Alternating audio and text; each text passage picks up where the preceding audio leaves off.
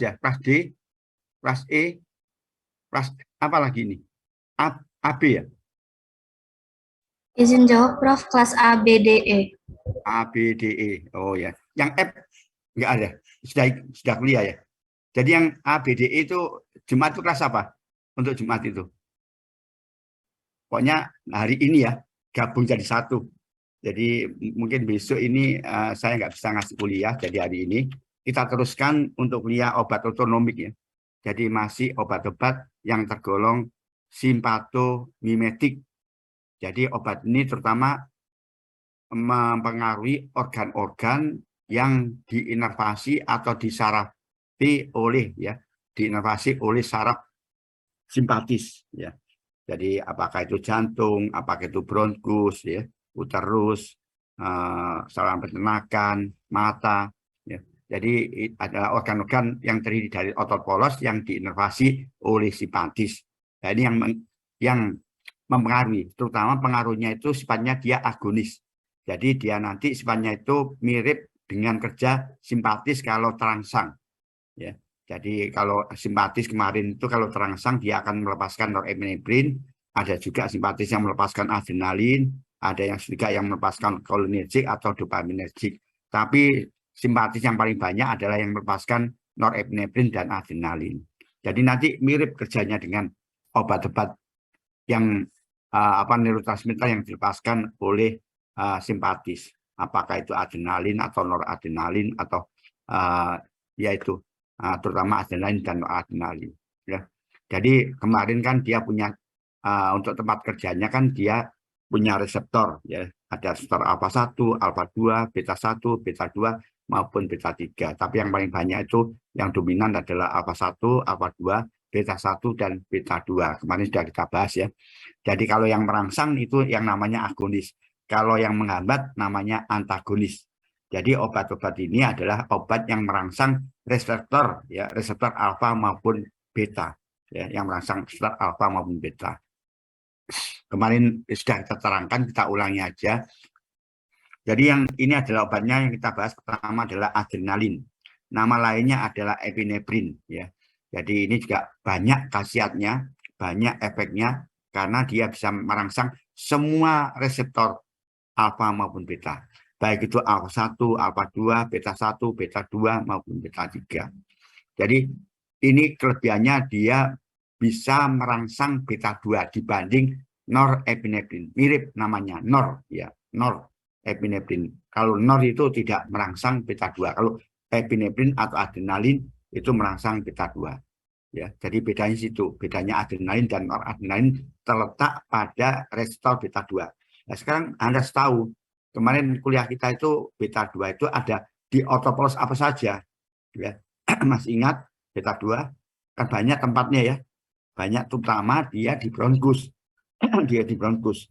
Jadi kalau di bronkus ya mungkin nanti bisa digunakan untuk obat asma ya karena dia menyebabkan bronkodilatasi kalau beta 2 dirangsang di bronkus ya. Jadi beta 2 banyak tempatnya. Jadi perbedaannya hanya pada beta 2. Jadi norepinefrin ya nggak bisa digunakan untuk asma karena norepinefrin tidak merangsang beta 2. Epedrin bisa enggak? Bisa karena epedrin merangsang beta 2. Ya ini perbedaannya. Hanya terletak pada beta 2. Beta 2 itu ada di yang paling banyak asma, ada juga di uterus, ada juga di vesika urinaria, ada juga di saluran pencernaan, ada juga di liver ya, hati. Jadi harus tahu.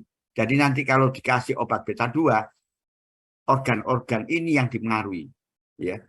Tapi harus obat ini harus didistribusikan ke organ-organ tadi yang mempunyai reseptor beta 2 ya. Contohnya ritrosin, suntik ritrosin. Dia bisa ke bronkus, bisa ke uterus. Jadi bisa menyebabkan relaksasi otot uterus, bisa menyebabkan bronkodilatasi. Ya. Jadi harus tahu ya. Jadi kalau suntik adrenalin ini dia bisa menempati alfa 1. Alfa 1 harus di mana ini? Oh, alfa 1 ada di mata. Ya, nanti mata itu akan ada respon. Alfa 1 ada di bumbu darah. Di bumbu darah ada respon. Alfa 1 ada di vesika urinaria. Nanti situ ada respon juga. Jadi harus tahu letaknya ini sehingga nanti kalau dikasih obat-obat yang bisa menempati alfa-1, organ-organ ini nanti yang mempunyai reseptor alfa-1 ini yang menimbulkan respon. Ya ini. Jadi ini sangat baik ya. Jadi kenapa baik? Karena dia bisa merangsang alfa-1, alfa-2, beta-1 dan beta-2. Kalau noradrenalin tidak merangsang beta-2 ini kuncinya. Dan obat ini terutama merupakan obat pilihan utama ya, drug of choice ya, obat pilihan utama untuk pengobatan anafilaktik ya, anafilaksis, anafilaktik shock, ini ada kata shock ya. Jadi kolaps atau pingsan karena alergi yang berat ya. Jadi alergi itu ada yang ringan, ada yang berat. Kalau berat nggak bisa pakai antihistamin. Umumnya kan alergi itu penyebabnya histamin. Tapi kalau yang gatal-gatal, yang biasa-biasa masih bisa antihistamin. Tapi kalau sudah anafilaktik shock, ini alerginya berat, nggak bisa pakai antihistamin. Ya, ini. Nanti Anda pada waktu praktikum, Anda lihat anjing dibikin shock, anjing disuntik histamin shock, ditolong dengan antihistamin nggak bisa, dengan norepinefrin nggak bisa, dengan ephedrine, walaupun ephedrine ini ya, ephedrine itu juga bisa merangsang beta-2. Persis mirip kerjanya sama epinefrin atau adrenalin. Dia bisa merangsang alfa-1, alfa-2, beta-1, beta-2. Tapi tidak bisa menolong anafilaktik shock. Anafilaktik shock suatu kondisi darurat ya, kondisi darurat. Kalau tidak cepat ditolong, mungkin anjing ini akan mengalami kematian ya. Jadi dalam waktu nggak sampai 5 menit anjing ini sudah akan mati. Karena itu harus cepat tolong. Apa yang paling bagus, yang paling tepat adalah adrenalin. Kenapa adrenalin kok bagus, kok tepat ya? Yang lainnya kok nggak bisa ya? Itu ada alasannya. Yang pertama alasannya adalah kalau kasus darurat nanti Anda harus bisa mencari obat yang kerjanya cepat. Onset of action-nya itu cepat. Itu harus syarat mutlak ya. Jadi kalau nanti nggak bisa cepat ya harus disuntikkan atau diinfuskan secara intravena supaya kerjanya cepat ya, diinfus atau disuntikkan. Kalau ini adrenalin tidak usah diinfus, tidak suntik intravena, suntik intramuskuler pun kerjanya cepat ya, onsetnya cepat. Nah, ini kelebihan dia, unggulnya dia kerjanya cepat. Ephedrine kerjanya lambat, onset of action-nya lambat, sehingga nanti kalau disuntik ephedrine untuk menolong kasus anafilaktik shock keburu mati. Walaupun dia lengkap ya, tapi dia onsetnya lambat sehingga tidak bisa digunakan untuk menolong kasus anafilaktik shock ya. Itu keunggulan daripada ada adrenalin. Jadi onsetnya cepat. Yang kedua, dia mempunyai reseptor beta-2 ya. Kenapa kelebihan beta-2 ini? Kelebihannya adalah pada kasus anafilaktik shock terjadi bronkokonstriksi karena histamin ya. Pada waktu anafilaktik shock, histamin itu sekresinya meningkat sekali. Dia distribusinya kemana-mana. Jadi kalau dia ke bronkus, terjadi bronkokonstriksi. Nah ini bisa ditolong dengan adrenalin. Karena adrenalin bisa merangsang beta-2 ya di bronkus sehingga terjadi bronkodilatasi. Jadi responnya itu berlawanan. Yang ini histamin bronkokonstriksi ini diatasi dengan bronkodilatasi. Dan reseptornya juga berlawanan ya. Reseptornya tidak sama, maaf, tidak berlawanan. Reseptor nggak sama, yang satunya H1, yang satunya beta-2. Karena itu histamin dan adrenalin, namanya adrenalinnya adalah antagonis fisiologis ya. Jadi dia kerjanya itu antagonis fisiologis terhadap histamin ya, karena respon yang timbul itu berlawanan.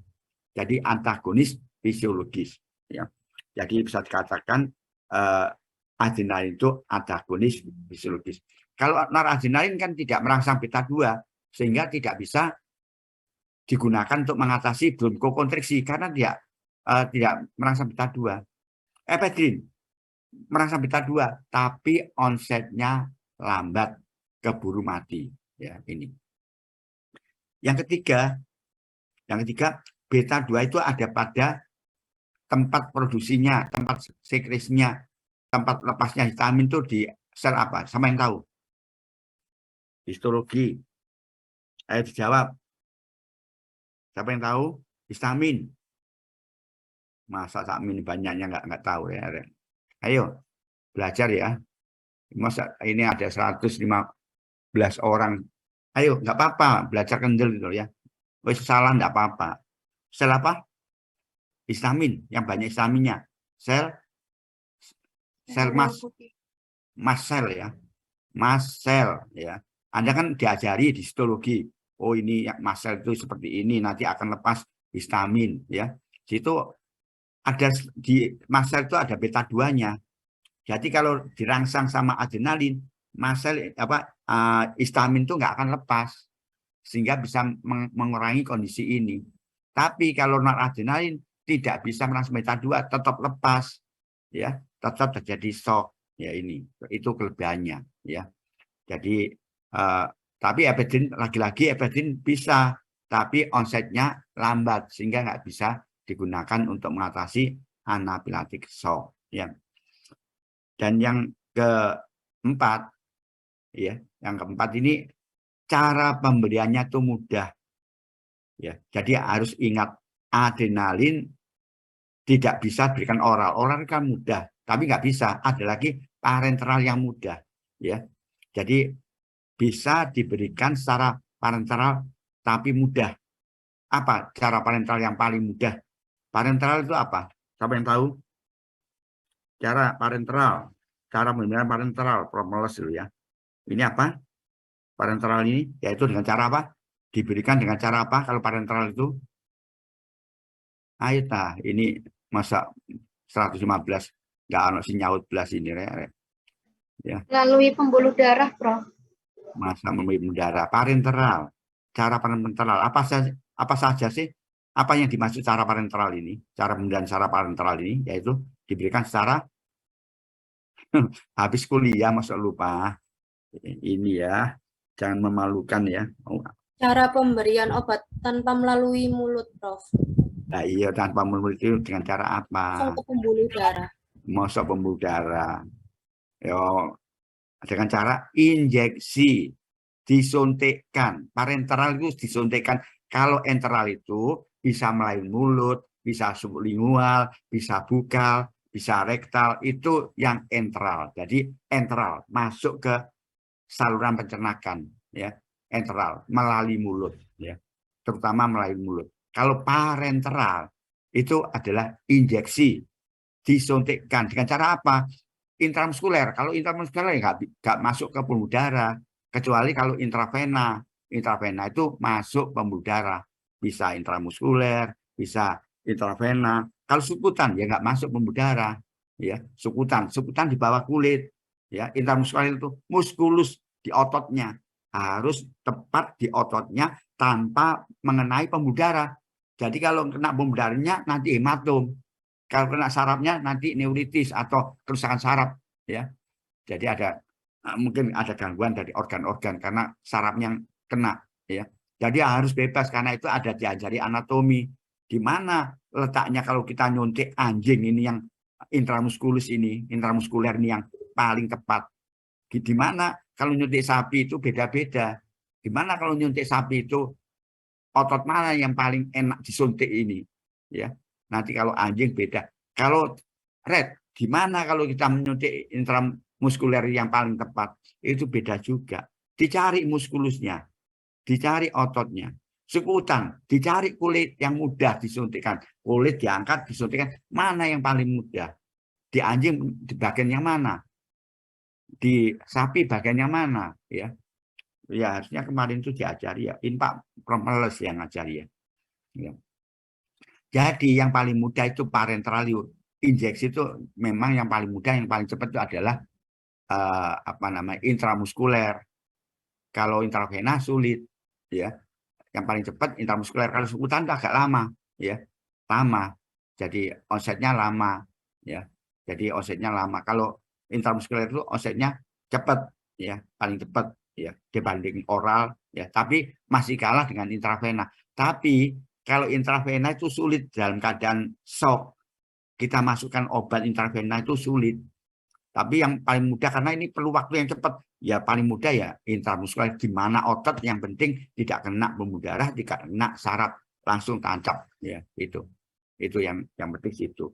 Tapi ini hanya berlaku untuk adrenalin dan epedrin. Lagi-lagi epedrin bisa intramuskuler, tetapi epedrin onsetnya lambat, nggak bisa digunakan untuk mengatasi shock ya, karena gara-gara karena onsetnya lambat ini sehingga epedrin nggak bisa, karena harus segera mendapat efek yang cepat sekali sehingga bisa menolong. Kalau noradrenalin ya nggak boleh, nggak bisa digunakan secara intramuskuler, intravena, tapi intravena sangat sulit.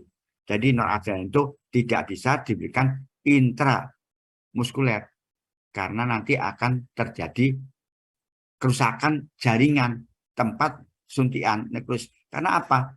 Ya, karena dia tidak punya beta 2. Jadi kalau disuntikan intramuskuler, ini ada pembuluh darah yang perifer, ya. Jadi perifer konstriksi kuat sekali sehingga tidak ada suplai makanan atau darah ke tempat suntikan itu. Jadi kalau disuntik noradrenalin tidak terjadi situ, ya.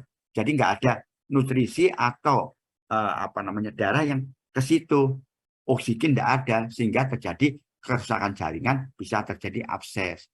Karena nggak punya beta 2 ini lagi-lagi noradrenalin sehingga terjadi kerusakan jaringan. Tapi kalau adrenalin dia punya beta 2 ini aman.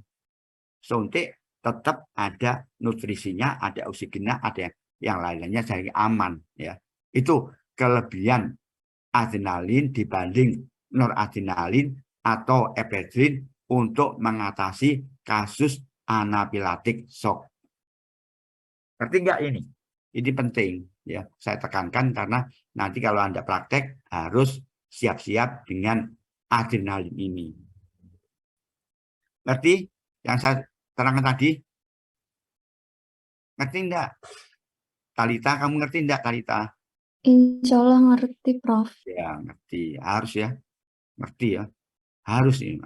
Saya yang ajar FKG itu langsung tek-tek, saya senang kalau ditanya itu langsung tek-tek, apalagi yang sudah diberikan sama misalnya dosen yang sebelumnya Prof. Meles ngasih, saya tanya. Karena terlihat kalau dia belajar ya. Kemarin saya ngasih kuliah FKG. Tak tanya itu nyantol-nyantol, ini seneng ini. Jadi kalau ada anak UNER yang pintar itu ya seneng. Ya. Tapi sebetulnya itu sama. Manusia itu sebetulnya sama. Hanya ada malesnya ini. Mungkin males belajar, males baca, males itu yang menyebabkan otak ini kosong. Ya. Jadi otak ini kan harus diasah setiap hari. Baca, baca, baca, baca. Itu nanti kalau ada isinya, ditanya itu langsung bisa dikeluarkan isi ini. Ya. Saya harapkan seperti itu ya, karena UNER itu kan ada kata-kata apa? Kata di UNER, motonya apa? Moto slogannya yaitu apa? Excellent with morality. Ya, excellent. Ya, harus excellent dan harus hebat. Ya. Jadi kalau Anda kata-kata hebat, hanya pasti ada apa? H itu apa? E apa ya? B apa? Ya, apa? T apa? Sehingga ini kalau tidak sesuai dengan kenyataannya, ngomong hebat, ngomong excellent, ya nanti ya menjatuhkan UNER. Belajar ya, belajar ya. Saya aja masih belajar ya. Belajar itu penting ya ini. Jadi itu tadi yang kenapa adrenalin bisa digunakan untuk obat pilihan utama, drug of choice. Jadi drug of choice adalah obat yang terbaik ya. Jadi nanti obat apapun ada obat yang terbaik. Harus Anda yang gunakan adalah obat yang terbaik itu. Jadi kalau menggunakan pengobatan ada obat yang terbaik untuk kasus itu. Sehingga nanti terapinya sifatnya adalah terapi kausatif. Kausanya bisa hilang. Kalau nggak baik nanti kausanya nggak hilang, ya jadi masalah, nggak sembuh. Ya. Ini tadi sudah ya, untuk asma sudah, ya ini mungkin ini kemarin sudah ya. Jadi alfa itu kalau di pembuluh darah itu ada alfa 1, kalau dirangsang jadi vasokonstriksi sehingga tekanan darah itu meningkat. Kalau pembuluh darah itu dalam perifer adalah tekanan darahnya adalah yang diastol atau sistol. Kalau pembuluh darah itu tekanan darahnya. Kalau vasokonstriksi tekanan darah yang meningkat itu sistol atau diastol. Siapa yang tahu? tekanan darah diastol ya. Jadi kan jantung kalau Anda belajar faal, kardiak apa namanya tekanan darah itu sama dengan kardiak output dikalikan tahanan perifer. Ya, resistensi perifer. Kardiak output jantungnya. Kalau jantungnya kontraksinya kuat, frekuensinya kuat, kardiak outputnya itu akan meningkat. Kalau meningkat, ini akan menyebabkan tekanan darah itu meningkat, yaitu tekanan darah yang sistol. Ya, jadi kan tekanan darah itu kan ada 90/120. Ya, ada diastolnya, ada sistolnya. Ya, jadi heart rate ini jantung ya. Heart rate ini kontraksi frekuensi atau jantung meningkat. Ini juga menyebabkan tekanan darah meningkat yang tekanan darah yang sistol. Ini aliran darah itu ke otak, ke jantung, ke otot skelet itu juga akan meningkat ya, vasokonstriksi. Dan ini karena mobilitas usus ya, di usus di saluran pencernaan itu ada reseptor beta 2-nya sehingga terjadi relaksasi otot polos usus. Nama lainnya adalah terjadi penghambatan mobilitas usus. Ini. Jadi kemarin tuh dapat kuliah bahwa beta 2 itu ada di hati, di liver. Ya, alfa 2 ada di pankreas. Jadi kalau beta 2 nanti kalau hewan itu disuntik adrenalin atau epinefrin, kalau dia menempati beta 2 yang ada di pada hati, maka terjadi peningkatan proses gluconeogenesis. Jadi pembentukan glukosa meningkat. Dan juga terjadi proses glikogenolisis, pemecahan glikogen jadi glukosa meningkat. Akibatnya apa? Kalau di sini terangsang di liver ini akan meningkat, maka produksi glukosa meningkat sehingga kadar glukosa dalam darah itu akan meningkat. Ya, ini hati-hati ya pada penderita diabetes. Jadi sekali lagi pada anjing itu juga bisa terjadi diabetes, ya, bisa terjadi hipertensi, bisa terjadi asma. Jangan sampai nggak tahu ya. Ini semakin maju. Kalau dulu zaman saya dulu ya anjing itu penyakit dalam tuh nggak diajari itu. Padahal itu ada asma, ada diabetes, ada macam-macam itu di anjing itu ya. Jadi Anda yang belajar sendiri, belajar gitu ya. Kalau Anda nanti praktek ya, jangan sampai nggak tahu. Karena nanti kalau ini diabetes ini komplikasinya itu yang paling berat itu. Jadi nanti dia bisa mengganggu fungsi jantung, bisa mengganggu fungsi pembuluh darah, bisa terjadi aterosklerosis, bisa terjadi ischemic atau cardiac heart failure, gagal jantung, ya, bisa terjadi nephrotoxic, bisa kerusakan ginjal, macam-macam lah, ya, akibat diabetes itu. Jadi kalau adrenalin itu menempati beta 2, ini yang terjadi. Tapi kalau dia menempati reseptor alfa 2, ini akan menghambat sekresi insulin. Anda tahu fungsi insulin? Siapa yang tahu fungsi insulin? Yaitu apa? Diajar enggak ini di PAAL? Diajar di PAAL ya. Fungsi insulin yaitu mempermudah masuknya glukosa di dalam jaringan ke sel otot ya. Nanti glukosa ini kan digunakan untuk energi ya, dirubah ke glikogen ya untuk energi. Jadi ini mempermudah. Jadi kalau nggak ada insulin, ini glukosa yang di dalam darah itu nggak bisa masuk ke otot, ke jaringan. Akibatnya akan tertimbun di darah sehingga kadar gula darah pun akan meningkat. Ya. Jadi kalau farmakologi ini aja yang Anda pahami. Ini nggak usah di lemaknya, di ototnya itu nggak usah. Jadi kalau di otot itu terkait dengan glikolisis, ya, glikolisis ini kalau meningkat akan terjadi peningkatan asam laktat dan alanin, ini yang bisa menyebabkan proses glikogenolisis dan gluconeogenesis meningkat. Tapi ini nggak usah ya, kalau ujian nanti ini aja. Dua ini, alfa 2 dan beta 2 ini. Kalau beta 2 di otot nggak usah, walaupun sekedar tahu aja ya. Karena di buku farmakologi itu umumnya ya alfa 2, beta 2 ini. Jadi kalau beta 2 di otot ini jarang dibahas. Tapi kalau sekedar untuk wawasan Anda, ya tidak apa-apa. Jadi ini ada kaitan juga dengan GLUT4 ya, glukose transport yang membawa glukose, yang nanti membawa glukose untuk masuk ke jaringan. Dan ada juga di PET ya, jaringan lemak. Ini juga nanti ada reseptor beta 2 ya, sehingga nanti kalau dirangsang terjadi lipolisis, peningkatan lipolisis ini yang bisa menyebabkan gliserol dan EVA itu meningkat sehingga menghambat penggunaan ini glukose ini. Glukose nggak digunakan sehingga kadar glukose dalam darah itu meningkat ya. Jadi ini juga penting ya. Jadi ada proses lipolisis. Ini umumnya penyebabnya ini nanti kalau ke lipolisis, Anda mungkin sudah dengar kata-kata resistensi insulin. Nah ini. Jadi resistensi insulin itu yang dimaksud resistensi insulin ini agak beda. Jadi diabetes itu ada diabetes tipe 1, tipe 2, resistensi insulin. Kalau tipe 2, tipe 1, ini insulinnya itu rendah. Bahkan kalau tipe 1 itu tidak ada insulin sama sekali. Karena pankreas rusak, itu yang tipe 1. Kalau tipe 2 masih ada insulin, tapi sekresi yang dari beta sel itu yang terhambat. Kalau ini menghambat sekresi insulin. Ya. Jadi diabetes tipe 2. Tapi kalau di sini, insulin itu normal, tinggi. Tetapi kadar gula juga tinggi.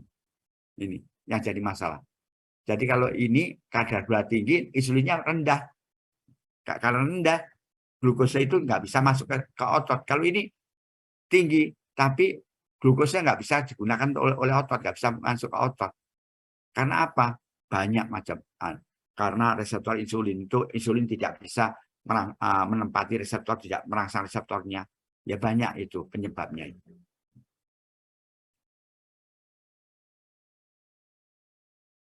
Ini yang norepinefrin, ini mirip ya, hanya bedanya pada reseptor beta 2. Sehingga respon nanti yang beda dari respon pada organ-organ yang mempunyai reseptor beta 2 ini tidak dipengaruhi oleh norepinefrin atau noradrenalin. Ya, jadi seperti beta 2 pada perang bronkus, dia nggak mengaruhi, nggak merangsang, karena itu tidak bisa digunakan untuk asma ini. Ya, norepinefrin tidak bisa digunakan untuk asma. Kalau epinefrin, adrenalin bisa, karena dia bisa merangsang beta 2. Dopamin. Kemarin kalau ikut kuliah saya, dopamin itu ya, ini kuliah saya terlalu cepat ya? Enggak. Halo? Tidak, dokter. Oh iya, iya. Kalau enggak ya kita teruskan. Jadi dopamin. Kemarin kan saraf simpatis itu ada 4 macam. Ada simpatis, yang paling banyak simpatis yang di ujung sarafnya melepaskan norepinefrin. Ada simpatis yang melepaskan asetilkolin. Ada simpatis yang melepaskan dopamin, yaitu simpatetik dopaminergic. Ada kelenjar medula adrenalis yang bisa melepaskan norepinefrin atau adrenalin. Tapi yang paling banyak adrenalin. 85% adrenalin, 15% norepinefrin. Itu kalau kelenjar adrenalis. Itu pun masih masuk ke sirkulasi darah, baru ke organ-organ yang punya reseptor alfa 1, alfa 2, beta 1 maupun beta 2.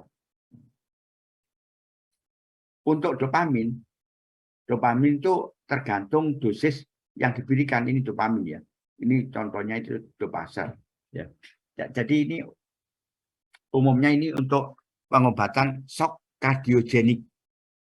Karena gangguan jantung kontraksinya. Tapi kalau yang bagus itu doputamin ya. Tapi ini nggak apa-apa. Kalau nggak ada, ya pakai dopamin nggak apa-apa. Tapi dosisnya harus dosis yang rendah. Jadi kalau dosis yang rendah, ini nanti bisa mempengaruhi, ini CO itu cardiac output ya. CO cardiac output. Jadi bisa meningkatkan, karena dia bisa merangsang beta 1. Kalau dosis rendah, dopamin itu aktif merangsang beta 1 sehingga terjadi kontraksi frekuensi otot jantung, akibatnya cardiac output akan meningkat sehingga tekanan darah itu juga akan meningkat. Ya. Jadi shock kardio ini juga sama. Ini karena kardionya ini, jantungnya itu fungsinya itu lemah. Kontraksi frekuensinya lemah. Sehingga tekanan darah itu rendah sekali. Nah, itu bisa dipacu dengan dopamin. Sebenarnya norepinefrin bisa, adrenalin bisa, dopamin lebih bagus lagi. Pokoknya semua obat yang bisa merangsang beta 1 ini bisa digunakan untuk memacu kontraksi dan frekuensi otot jantung. Tapi kalau dikasihkan dosis tinggi, tadi kan dosis rendah, ya, jantungnya dipengaruhi kardiospasm meningkat. Kalau dosis tinggi, maka dia akan merangsang alfa 1-nya. Alfa 1 yang ada pada pembuluh darah. Kalau alfa 1 dirangsang, terjadi vasokonstriksi. Kalau vasokonstriksi, tahan perifer meningkat, tekanan darah akan meningkat. Jadi dia bisa meningkatkan tekanan darah ini melalui resistensi perifer ini, ya. Ini tahanan perifer. Jadi kalau tahanan perifer meningkat ini terjadi vasokonstriksi. Kalau tahanan perifer itu menurun, terjadi vasodilatasi. Kalau vasokonstriksi, tekanan darah itu meningkat. BP itu blood pressure, ya. Jadi tekanan darah itu akan meningkat, ya. Kalau vasodilatasi, tahanan perifer turun, maka tekanan darah itu akan turun. Ada yang tanya sampai sini? Ada yang tanya? Silakan kalau tanya, ya. Kalau nggak ngerti nanti kita ulangi pada waktu kita praktikum tekanan darah. Nanti saya ulangi, ya. Saya ulangi biar tambah. Ini dobutamin. Doburek ini isinya adalah dobutamin. Ini selektif agonis beta 1. Jadi dia hanya merangsang beta 1.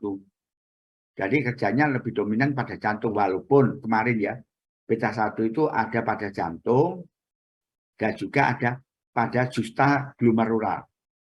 Ada kaitan dengan renin, ya. Ada kaitan dengan renin. Jadi kalau beta 1 dirangsang, ini jantung kardiak output-nya meningkat, ya, karena kontraksi frekuensi otot jantung meningkat, kardiak output meningkat, tekanan darah diastul, tekanan darah yang sistol juga akan meningkat.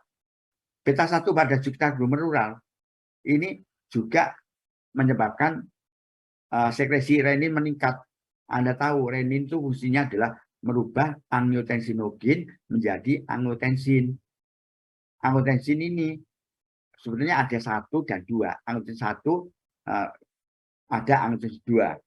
Jadi kalau angiotensin 1 diubah menjadi angiotensin 2, ini dengan enzim angiotensin converting enzim, ya. Angiotensin converting enzim itu mungkin di biokimia diajar, ya. Di biokimia, di Baal diajar, ini normalnya, ya. Nah, angiotensin ini punya reseptor di pembuluh darah.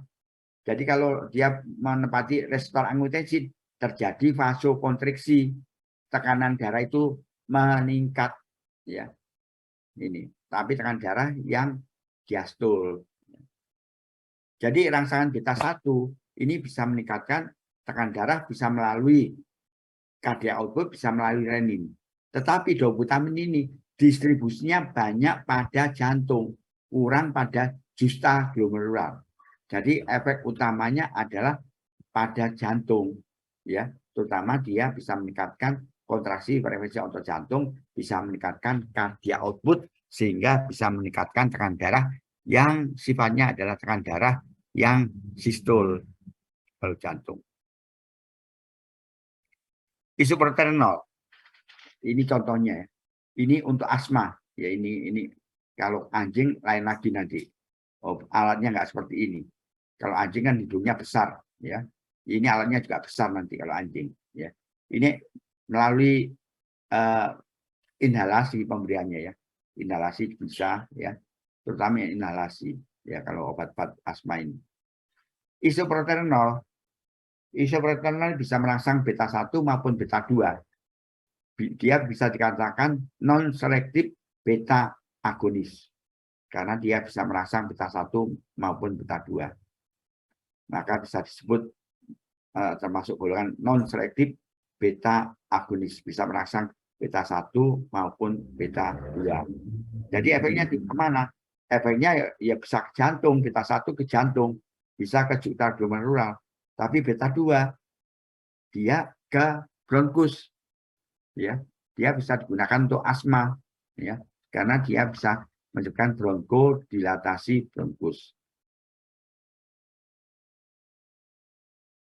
Ada yang tanya mungkin? Ada yang tanya? Silakan kalau yang tanya ya. Kalau nggak ngerti tanya ya.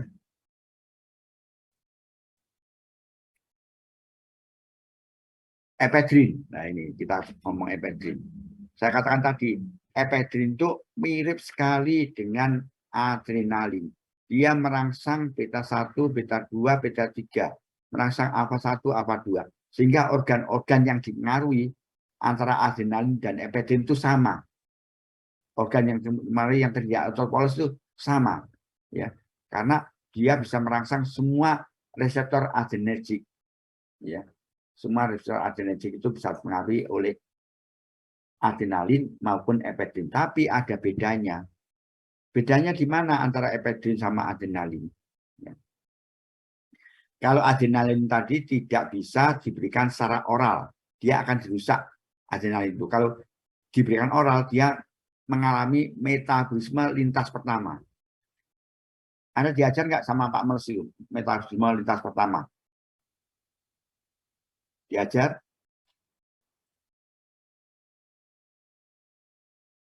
Jadi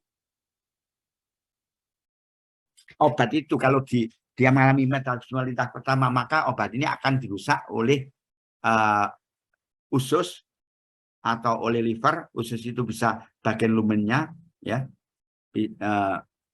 bisa dirusak oleh usus atau dirusak oleh ini apa namanya liver, ya. Kalau usus itu bisa, yang rusak itu bisa bagian dinding atau di lumennya ini, ya. Jadi kalau ephedrine nggak bisa dirusak, resisten terhadap ini. Jadi dia tidak mengalami metabolisme lintas pertama sehingga bisa diberikan oral. Ya, kalau adrenalin tadi dirusak dengan apa? Enzimnya yang merusak, yaitu COMT, nah, singkatan dari katekol O metiltransferase dan MAO. MAO itu monoamin oksidase. Jadi kalau adrenalin mudah dirusak. Ya, ini enzim-enzim ini banyak di saluran pencernaan, ada juga di ginjal, ada juga di hati. Sehingga kalau adrenalin itu diberikan oral, nggak ada gunanya, nggak ada fungsinya. Jadi masuk usus sudah rusak. Tapi kalau ephedrine tahan, dia tahan terhadap enzim MAO maupun COMT. Sehingga ephedrine bisa diberikan secara oral. Ya, itu perbedaannya. Perbedaan yang pertama. Perbedaan yang kedua, karena dia mudah dirusak, maka kalau obat-obat mudah dirusak, gimana? Apa akibatnya? Karena adrenalin itu mudah dirusak oleh COMT maupun MAO, maka apa? Maka ini jawabannya apa? Maka akan terjadi apa? Akan menyebabkan apa? Tadi loh, kan MAO, COMT itu kan bisa apa? Bisa merusak kan? Ya, bisa merusak adrenalin. Jadi kalau adrenalin diberikan oral, ini kan mudah dirusak oleh MAO dan COMT. Kalau rusak itu obat, kalau rusak itu apa akibatnya? Nggak ada fungsinya, nggak ada khasiatnya. Jadi masa kerjanya pendek. Jadi adrenalin ada khasiatnya, tapi masa kerjanya pendek karena cepat dirusak oleh MAO dan COMT. Nanti Anda bisa lihat pada waktu praktikum. Ephedrine tahan terhadap MAO dan COMT sehingga apa? Sehingga mempunyai masa kerja yang panjang, ya, dan dia juga bisa diberikan secara oral karena nggak dirusak oleh MAO dan COMT, masa kerjanya panjang.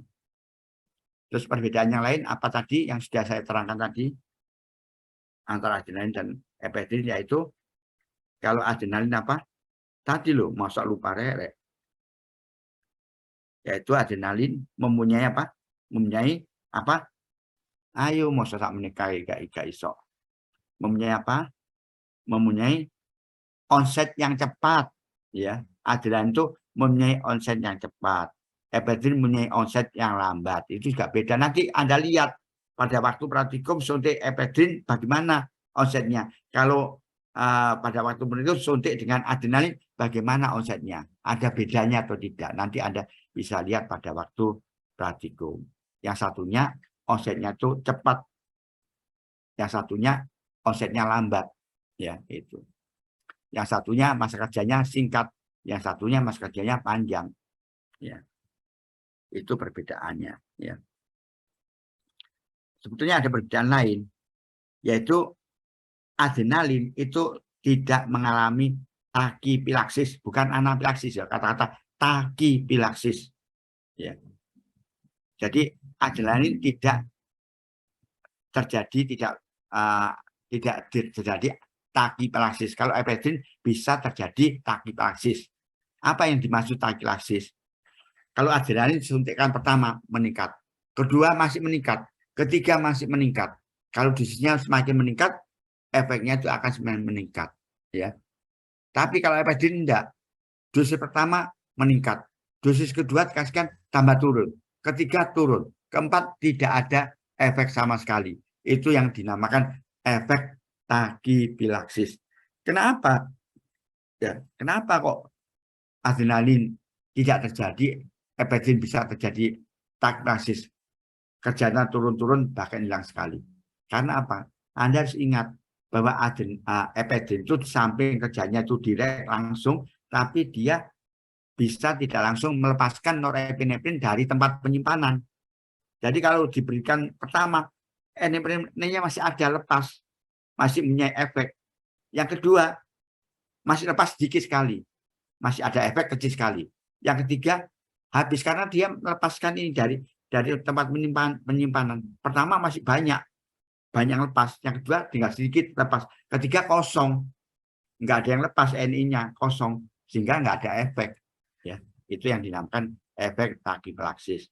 Tapi kalau adrenalin ini kerjanya hanya langsung, dia tidak melepaskan norepinefrin, jadi tidak menyebabkan efek takipilaksis.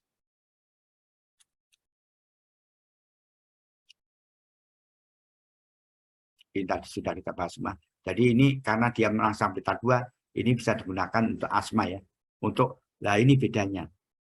Sama-sama untuk asma, adrenalin untuk asma, epinefrin untuk asma, tapi penggunaannya agak beda. Karena tadi adrenalin itu onsetnya cepat, ini digunakan untuk asma yang akut. Jadi kalau nanti ada anjing yang asma, nggak harus cepat tolong dengan apa? Ya, bisa dengan ini, epinefrin ini. Ya, oh maaf, dengan adrenalin. Ya, kalau yang akut dengan adrenalin, bisa disuntik adrenalin untuk mengurangi sesak napasnya itu. Kalau kondisi akut. Tapi kalau yang kronik, ini pakai epinefrin karena dia punya masa kerja yang panjang, ya, sehingga sangat bagus digunakan untuk asma yang kronis. Jadi kalau adrenalin untuk asma yang akut, kalau epinefrin untuk asma yang kronis karena dia punya masa kerja yang panjang, ya. Jadi nanti terjadi serangan lagi agak lama, ya. Ini ya. Jadi bisa digunakan untuk asma. Phenylephrine. Phenylephrine ini kalau kuliah kemarin dia hanya merangsang alfa 1, ya.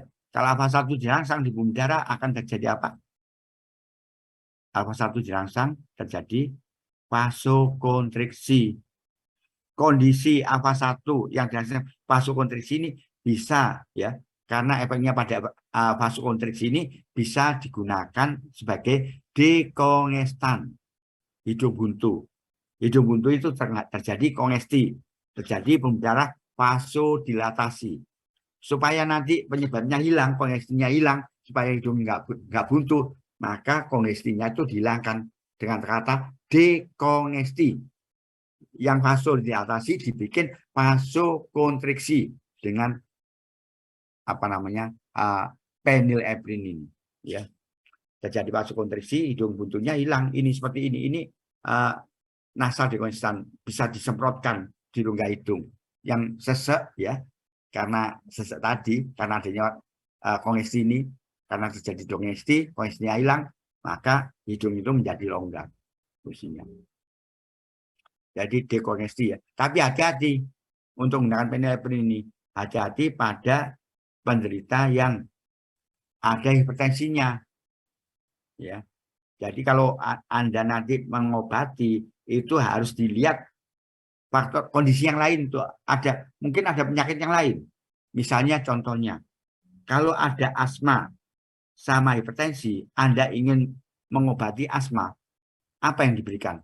Obat yang terbaik. Siapa yang tahu? Yang tahu ini pintar. Bentar ya.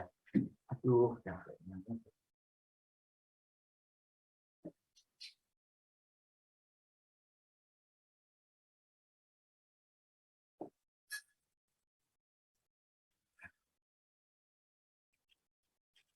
Jadi kalau ada anjing asma, tapi dia juga ada hipertensi, bisa nggak dikasih adrenalin? Bisa nggak kasih epedrin? Obat apa yang dikasihkan? Supaya nggak mati. Kalau salah memberikan obat bisa mati. Jadi kalau Anda ingin mengobati asma, kalau pakai adrenalin atau epedrin, anjing itu bisa mati. Kenapa mati? Asmanya sembuh. Tapi kan Anda harus tahu bahwa adrenalin, epedrin itu bisa merangsang alfa 1. Jadi kalau alfa 1 dirangsang di pembuluh darah terjadi vasokonstriksi. Jadi yang sudah hipertensi lagi tambah kuat, tensinya tambah meningkat kuat sekali. Nanti nggak bisa menahan, di otak pecah, terjadi stroke, terjadi kematian. Karena apa? Salah menggunakan obat. Kalau ada asma sama hipertensi, obat apa yang paling bagus? Yaitu obat yang hanya merangsang beta 2.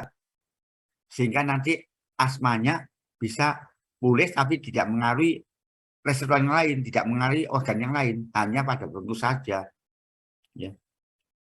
Apa obatnya? Kemarin sudah ada obat yang hanya merangsang beta 2 itu ada terbutalin, ada ritrodin, ada albuterol, ada metoprolol, banyak ya, ada salbutamol, ya banyak ya.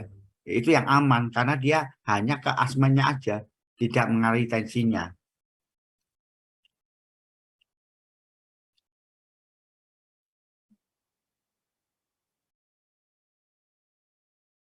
Jadi seperti ini albuterol sangat bagus ya. Ini albuterol sangat bagus ya. Jadi hati-hati memilih obat itu. Harus betul-betul nanti kena targetnya tapi tidak ke organ-organ lain yang ada gangguan juga. Ini. Jadi ini juga untuk asma albuterol itu. Dia termasuk beta 2 agonis, dia hanya merangsang beta 2 saja dan kerjanya juga panjang ini. Masa kerjanya juga panjang. Nah ini anjing asma ini megap-megap ini. Karena terjadi bronkusnya kontriksi, bronkokontriksi ya. Ini kasih ini alatnya. Jadi jangan sampai nggak tahu bahwa anjing itu megap-megap bingung. Megap karena apa? Jadi dilihat kenapa ini. Ya. Apa karena asma atau karena yang lainnya? Megap-megap gini ya bukan asma tok ya. Nanti kalau keracunan insektisida ya, insektisida terutama golongan organofosfat itu juga termasuk obat-obat parasimpatomatik organofosfat itu menjadi masa kerja yang panjang. Nanti kita terangkan. Ini kondisi seperti ini ya. Tapi kalau ini dilihat kalau pupilnya normal, yang lainnya normal, kemungkinan ini asma. Tapi kalau keracunan insektisida, pupilnya mengecil. Kemarin kita beritahu bahwa di mata itu ada muskarin 3 kalau dirangsang sama organ fosfat. Organ fosfat itu juga reseptornya persis asilkolin. Dia bisa menempati muskarinik, semua muskarinik. Ya. Jadi kalau keracunan organ fosfat Anda lihat pupilnya mengecil, sesak napas. Karena ini organ fosfat juga punya reseptor muskarin 3 yang ada pada bronkus sehingga terjadi bronkokontriksi ya. Pada jantung detak jantung lemah ya, karena organ fosfat itu menghambat kontraksi fermenter otot jantung. Terjadi defikasi karena organ fosfat ini menyebabkan kontraksi atau mobilitas usus meningkat. Ya kalau keracunan ada defikasi, ada urinasi ya tadi karena adanya pengaruh reseptor muskarinik 3 yang ada pada organ-organ itu. Karena organ fosfat itu kerjanya adalah dia menghambat enzim kolin esterase. Sehingga asil kolin meningkat, asil kolin itu yang mempunyai efek pada organ-organ. Nanti kita ajari ya. Nanti ada kuliahnya. Ada yang tanya mungkin sampai sini? Ada yang tanya?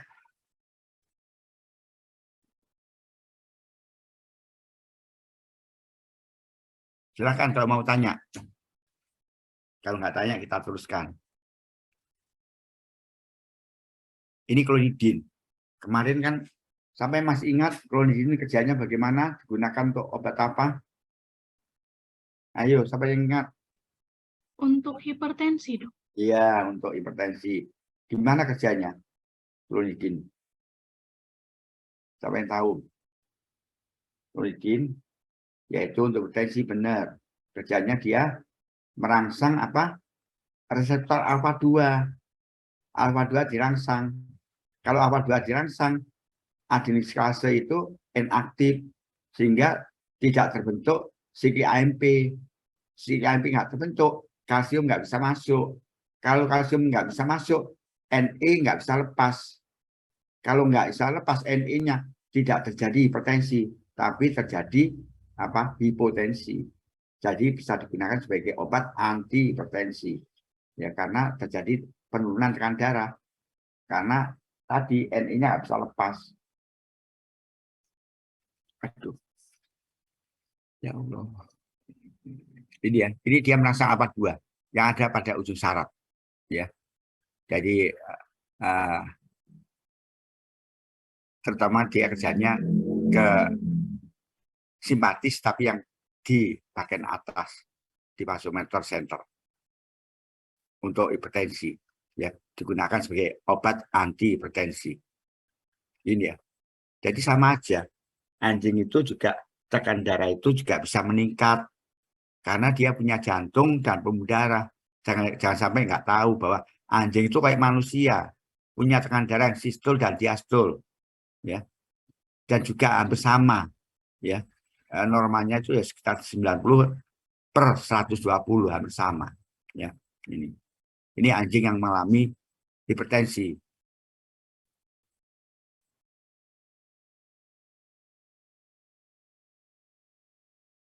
Ini tadi yang klonidin, dia kerjanya di sini ya, di sini sehingga nanti dia sifatnya negatif feedback mekanisme, dia bisa menghambat pelepasan Na dari tempat penyimpanan. Na itu disimpan dalam vesikel ini, ya.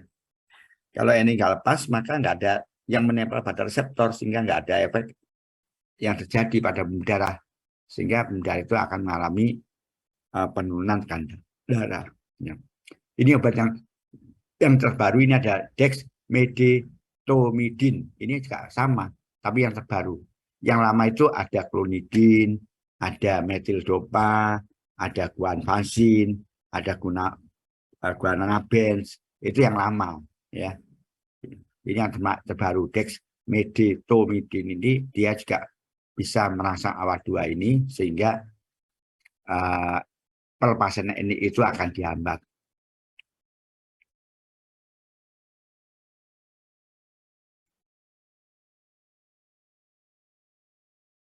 Ini yang kerjanya apa namanya langsung dan tidak langsung. Ini sebenarnya tadi ya, kalau langsung itu merangsang reseptornya, tidak langsung itu menyebabkan pelepasan norepinefrin tadi. Sekarang kita ngomong amfetamin.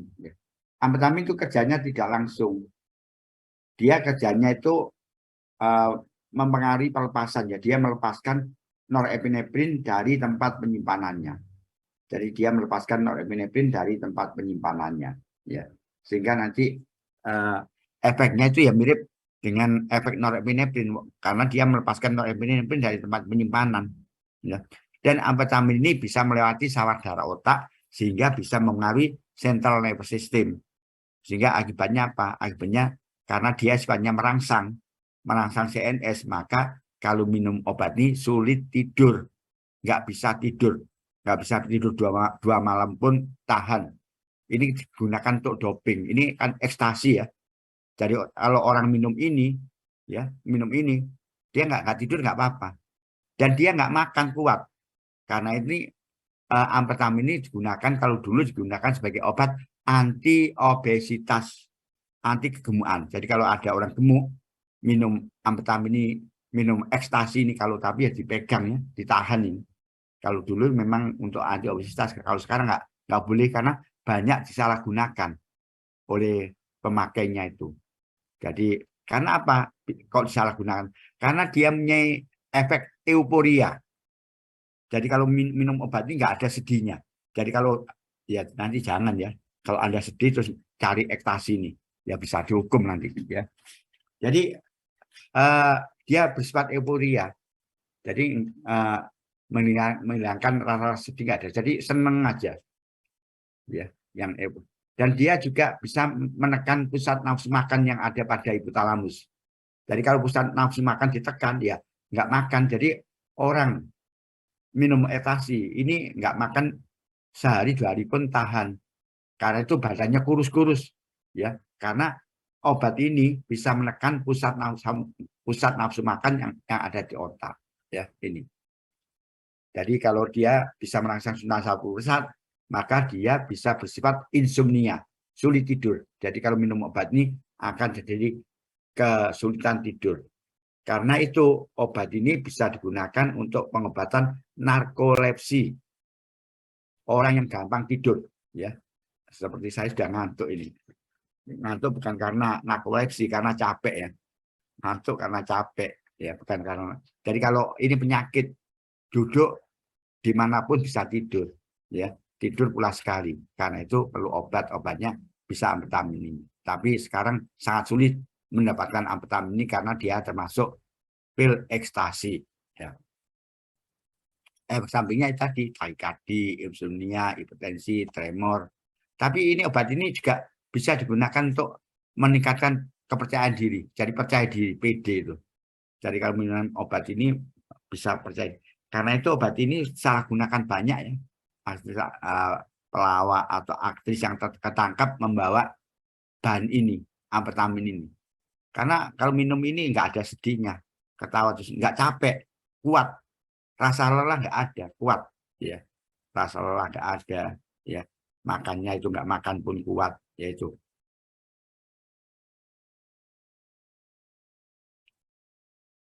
Ini yang kerjanya campuran, maksud kerja campuran itu bisa direct dan indirect. Direct bisa langsung ke reseptornya, tidak langsung itu yang bisa mengaruhi pelepasan daripada norepinefrin.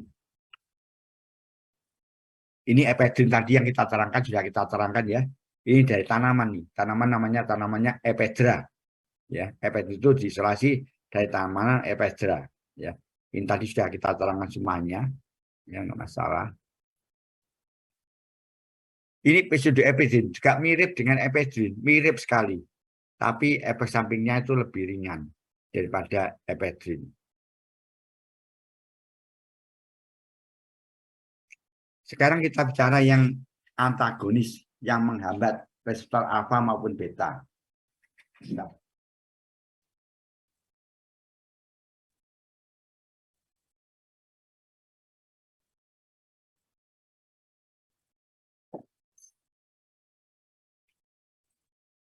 Aduh. Sekarang kita beralih, ini termasuk golongan yang simpatolitik.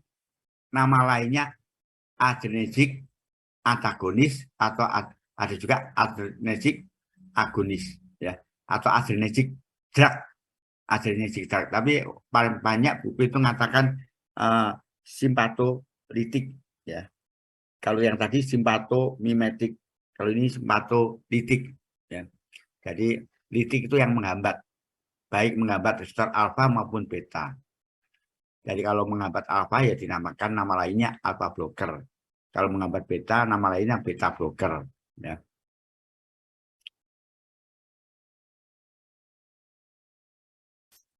Jadi obat-obat yang menghambat beta, ya. Jadi terutama yang membuat alfa atau menghambat beta itu bisa digunakan sebagai obat anti hipertensi. Jadi obat yang menghambat alfa atau menghambat beta ini bisa digunakan sebagai obat anti hipertensi. Kenapa kok yang menghambat alfa? Ya jelas kan, alfa 1 dirangsang vasokonstriksi tekanan darah meningkat. Kalau dikasih alfa blocker misalnya prazosin, itu terjadi hambatan alfa 1. Kalau alfa 1 dihambat, maka tidak terjadi vasokonstriksi tapi terjadi vasodilatasi. Ya. Jadi digunakan untuk terapi hipertensi untuk menurunkan tekanan darah. Tapi jeleknya penggunaan alfa ini efek sampingnya sering terjadi postural hipotensi. Ya, tekanan darah itu akan turun. Yang namanya postural atau ortostatik. Ya, ortostatik hipotensi atau postural hipotensi. Kenapa bisa terjadi ortostatik hipotensi atau postural hipotensi? Ya. Siapa yang tahu?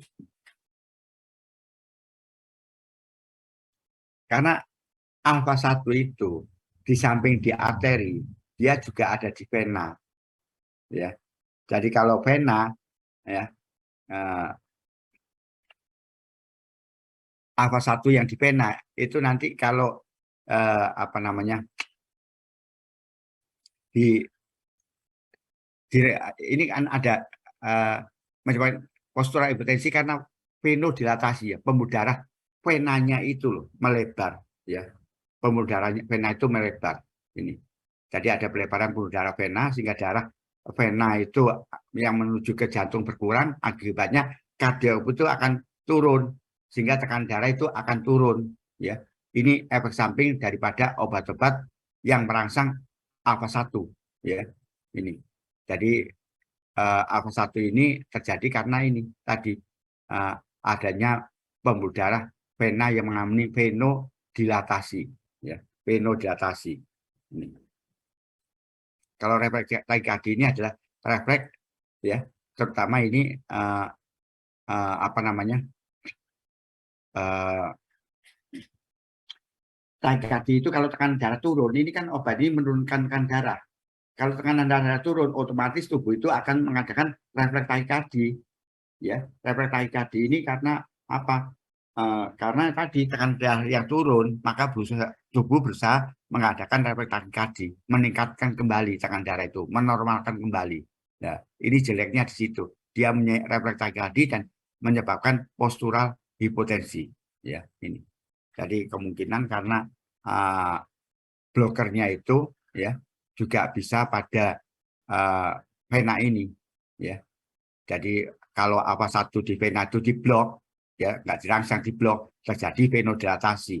Kalau terjadi venodilatasi, kan vena itu kan pembuluh darah balik, ya.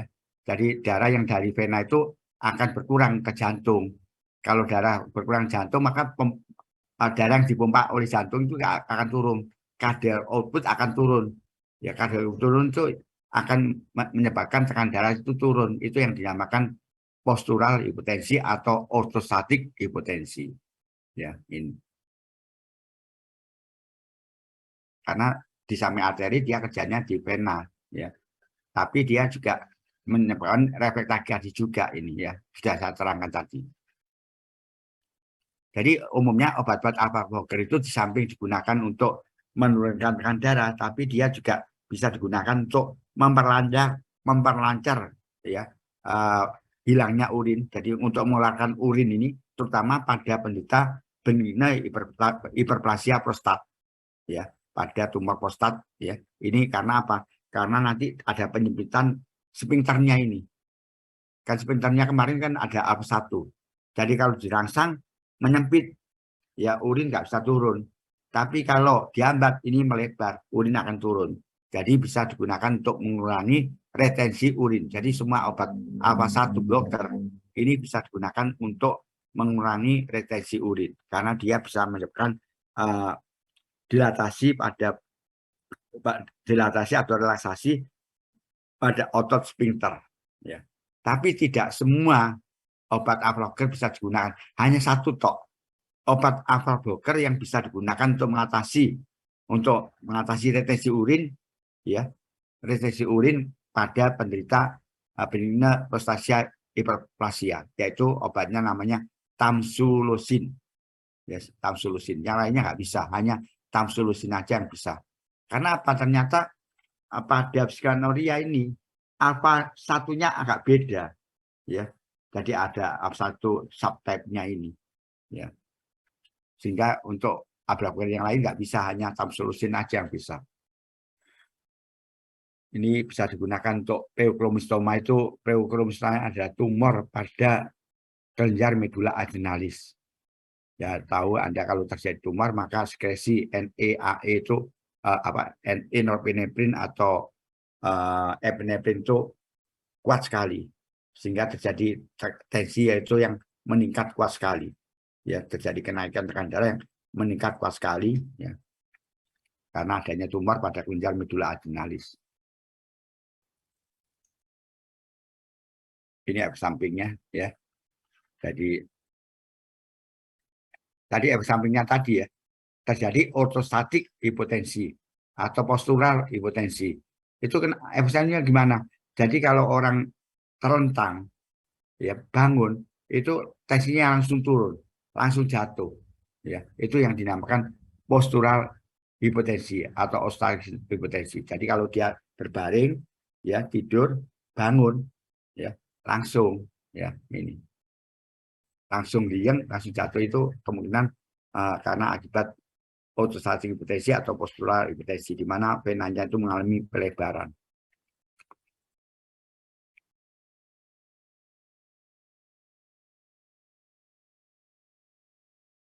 Ya, ini pemberiannya aja. Jadi pemberian yang pertama itu dosisnya bisa diberikan malam hari, dikurangi jumlahnya dari dosis yang pertama tadi. Ini untuk alfa 1 ini tidak boleh diberikan untuk penderita yang hidung buntu, ya, karena dia bisa menyebabkan kongesti karena diblok, ya, tambah buntu nanti kalau dikasih obat ini efek sampingnya terjadi kongesti. Pemberian ini obat-obat alfa 1 blocker, prazosin, ya, nanti ada prazosin, tapi yang paling banyak digunakan itu prazosin.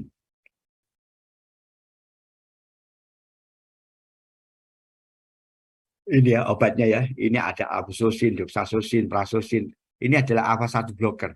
Ini obatnya, ya, obat. Tapi nanti yang dipakai untuk retensi urin ini hanya satu, karena adanya benigna prostatik hiperplasia, yaitu tamsulosin. Ini minipres ini adalah prazosin, ya.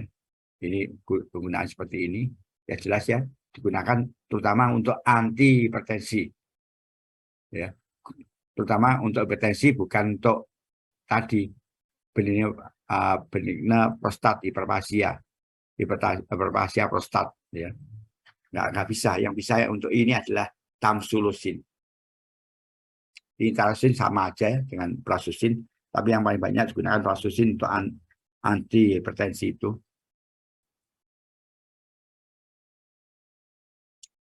Bisa. Ini yang ini hanya digunakan untuk hiperplasia prostat, nggak bisa untuk hipertensi, ya, tidak bisa untuk hipertensi.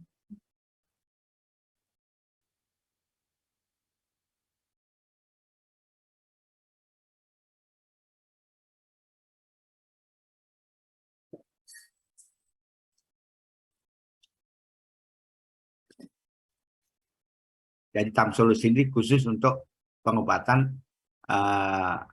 terjadinya penimbunan urin pada vesika urinaria.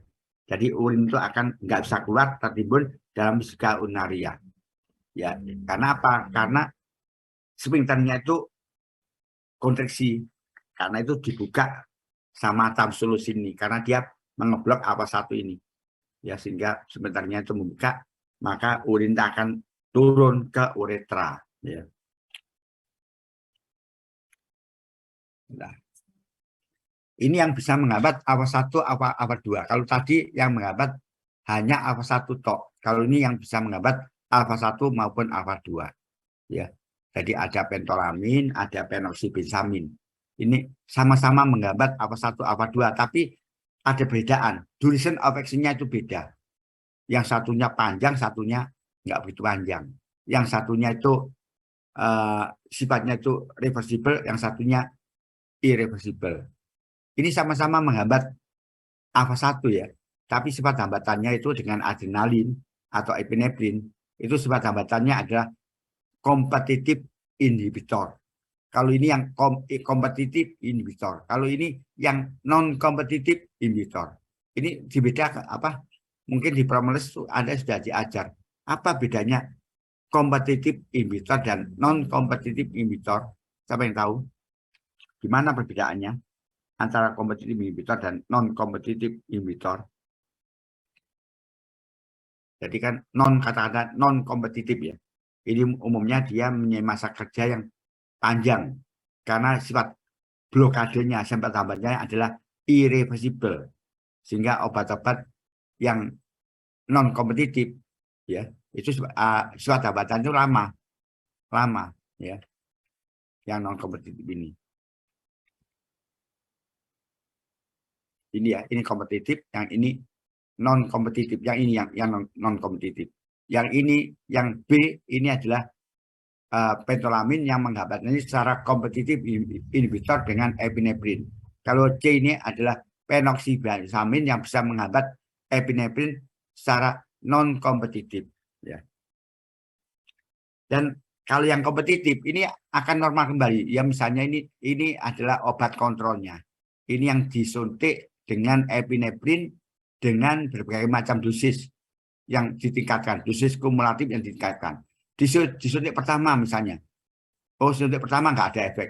Kedua akan meningkat, ketiga meningkat, keempat meningkat, kelima sampai ini maksimum. Kalau suntikan epinefrin sudah ke sini, ini sudah nggak bisa meningkat kembali. Bahkan yang terjadi bisa menurun atau yang lainnya ya. Jadi atau efek toksik yang muncul kalau diteruskan ini sudah maksimum, efek maksimum. Jadi kalau tetap suntik ini nanti akan muncul efek toksik atau efek letal ya, karena dosisnya dosis toksik atau dosis letal ya. Ini yang epinefrin aja. Jadi kalau epinefrin aja seperti ini. Kalau yang ini sebelum dikasih epinefrin dikasih pentolamin.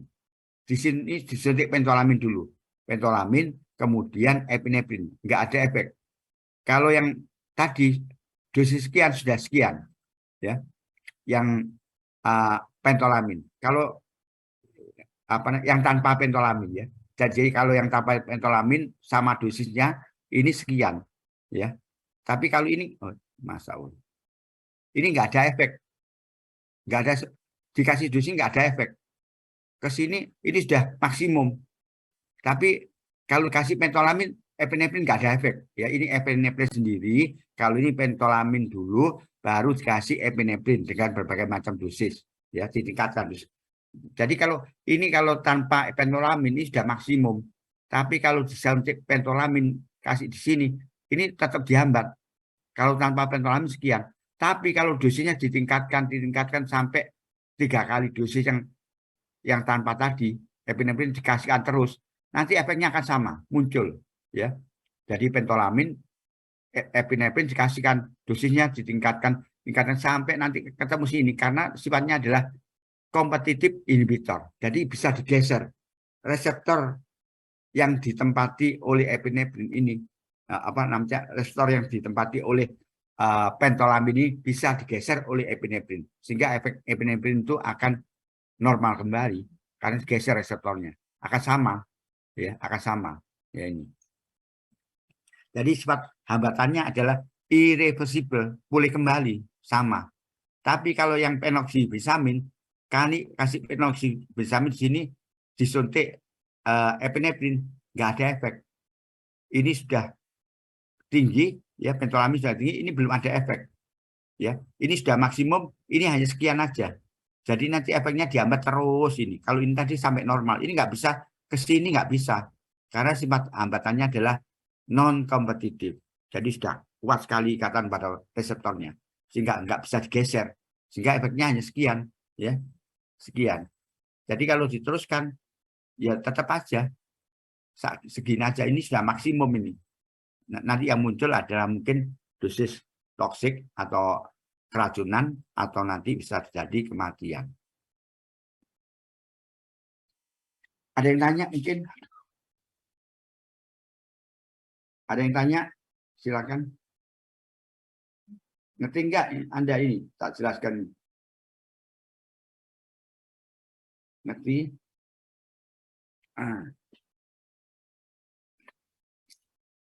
Karena saya juga capek ya.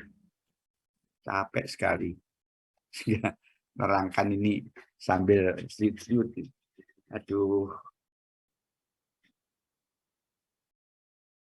Ini ya, ini ureanya tadi ya. Jadi dia sifatnya adalah non kompetitif karena itu efeknya irreversible. Kalau yang kompetitif reversible. Jadi nggak bisa kumpul kembali. Kalau sudah menghambat, ini yang dihambat itu nggak bisa kumpul kembali, irreversible. Hambatannya karena hambatannya juga irreversible, kuat sekali dia menghambat reseptor itu, ya, sehingga efeknya itu akan panjang karena sifat hambatannya adalah irreversible, terutama untuk vasokonstriksi ya, dan untuk menurunkan tekanan darah, baik bentolamin maupun penoxybisamin. Ya, ini kurang baik ya. Ini sama sering tadi kurang baik karena ada refleks takikardi ya, atau bisa meningkatkan cardiac output. Ya mirip dengan itu tadi, dengan yang alpha 1 blocker. Kalau ini kan alpha 1, alpha 2 blocker yang bisa menghambat semua reseptor alpha. Kalau prazosin tadi hanya menghambat alpha 1 saja. Untuk pengobatan pheochromocytoma. Ini ya. Ini pheochromocytoma adalah tumor kelenjar medula adrenalis, anak ginjal. Ya, ini ginjalnya ini anak ginjal medula adrenalisnya membesar sekali. Karena itu kalau terjadi tumor kelenjar medula adrenalis, maka sekresi norepinefrin, epinefrin itu kuat sekali. Sehingga untuk menyebabkan tekanan darah meningkat ya juga kuat sekali. Dengan darah yang meningkat kuat sekali itu yang dinamakan pheochromocytoma.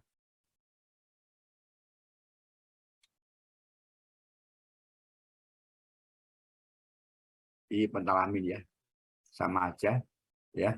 Jadi dia termasuk yang kompetitif antagonis ya. Jadi kompetitif alpha 1 blocker, alpha 2 blocker ya. Tapi di samping dia menghambat alpha, dia juga bisa menghambat serotonin, ini juga neurotransmitter, dan juga bisa merangsang reseptor muskarnik maupun histamin. Ini kegunaannya untuk pheochromocytoma ya. Dan juga bisa digunakan kalau terjadi vasokonstriksi, ada bahan-bahan yang bisa menyebabkan vasokonstriksi yang berlebih-lebihan, yang kuat sekali, maka bisa di-counter dengan pemberian pentolamin.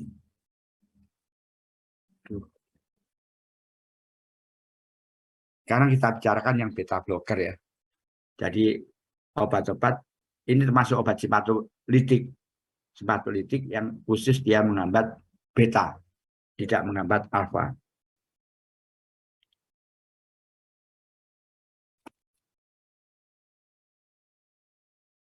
Jadi yang menghambat beta ini ada yang namanya non-selective beta blocker. Dia bisa menghambat semua reseptor beta, baik beta 1, beta 2, beta 3. Jadi dikatakan non-selective beta blocker karena dia bisa menghambat semua reseptor beta, baik itu beta 1, beta 2 maupun beta 3.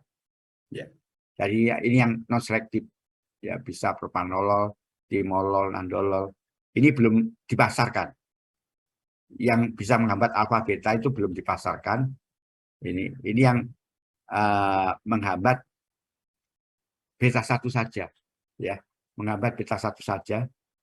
Contohnya itu metoprolol, atenolol, ya. Ini dinamakan kardio karena beta 1 kan ada di jantung. Dia menghambat beta 1 saja. Karena itu dia hanya menghambat beta 1 yang ada di jantung sehingga kontraksi frekuensi otot jantung itu turun, kardio turun, tekanan darah turun, sehingga metoprolol, atenolol itu bisa digunakan sebagai obat antihipertensi. Kalau ini bukan untuk obat ya, yang untuk obat ini adalah yang ini, yang kombinasi juga belum, yang non selektif maupun yang selektif yang bisa digunakan sebagai obat. Kalau ini umumnya beta blocker, alpha blocker itu digunakan untuk menurunkan tekanan darah. Ya. Aduh. Jadi yang menghambat beta 1 itu dinamakan kardioselektif. Yang bisa menghambat beta 1, beta 2 dinamakan non selektif. Ini keunggulan daripada tadi prazosin alpha blocker ya. Beta blocker dibanding alpha blocker. Ini keunggulannya itu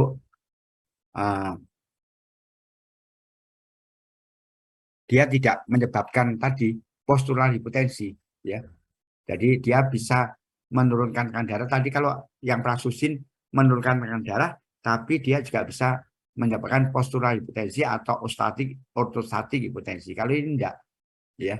Jadi dia bisa digunakan untuk menurunkan tekanan darah, tapi tanpa menyebabkan ortostatik hipertensi atau postural hipertensi. Ya. Karena dia tidak merangsang, tidak menghambat alfanya, tidak ada pengaruh pada alfanya, ya, tidak mengaruhi alfa. Dia kerjanya hanya beta saja, hanya pada jantung, ya. Dia menurunkan darah. Beta blocker ini, ya, misalnya propanolol. Ini kenapa bisa menurunkan tekanan darah? Karena dia bisa menghambat reseptor beta 1 maupun beta 2, dihambat. Beta 1 di jantung terutama dihambat, ya. Jadi kalau beta 1 jantung dihambat, ya kardio output akan turun karena kontraksi frekuensi otot jantung turun, tekanan darah turun, ya, tekanan darah akan turun, ya. Ini. Tapi ada obat-obat yang kerjanya hanya pada beta 1 saja, ya. Ini yang bisa ke beta 1, beta 2. Kalau ini hanya pada beta 1 saja. Kalau beta 1 saja, ya ini agak aman, ya. Jadi nanti dinamakan cardioselective blocker, ya. Jadi tapi nanti ada yang contohnya atenolol, ya, timolol, ada yang lain. Ini ada nanti yang punya sifat ISA dan MSA, ya, membran stabilizing activity. Kalau ISA itu intrinsic sympathetic activity.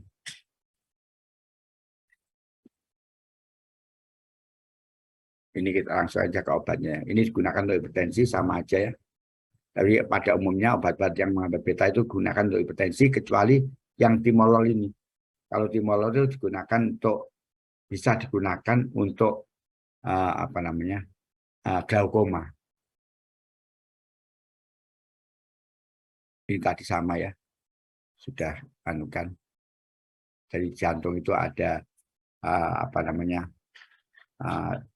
ada beta 1 itu yang diblok, itu bisa ke jantung, bisa ke juta glomerular, ya. Ada kaitan dengan reninnya ini. Dan beta blocker tidak boleh diberikan pada penderita asma, ya. Ya, kalau beta 2 diblok, ya asmanya tambah nemen, ya. Sebentar, ya. Itu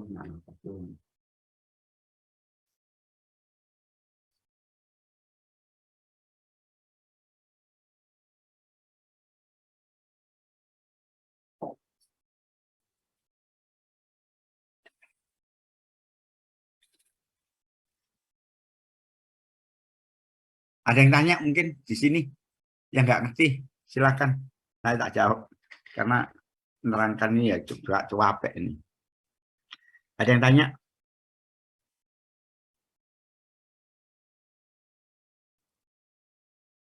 Silakan kalau mau tanya, ya. Yang nggak ngerti apapun tanyakan, nggak apa-apa. Silakan. Jadi obat-obat yang bisa menghambat beta, terutama beta 2 blocker, itu nggak boleh diberikan pada penderita asma. Karena kalau beta 2 dihambat, ya, terjadi bronkokonstriksi. Beta 2 dirangsang, terjadi bronkodilatasi, ya.